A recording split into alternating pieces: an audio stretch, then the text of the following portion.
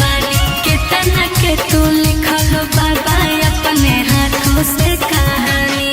आज गंजबो चढ़ाइबो भंगियो चढ़ाइबो मान लाना बाबा बतिया मोर। पैदल हम अइबो बाबा दोनों हाथ जोड़ दिहा दुल्हा बेजोड़।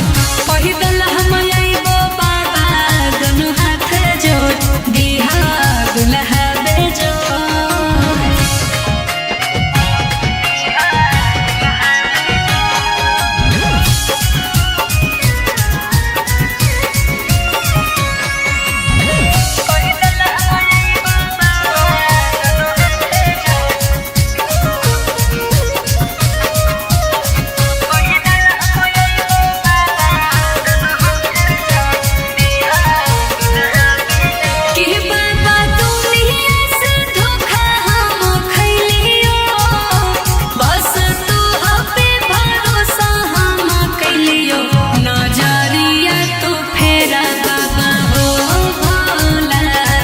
नजरिया तो फेरा बाबा अरे तोहरे प्रयास कलियो तोहरे विश्वास अरे सब दिलियो तोहरे ऊपर छोड़।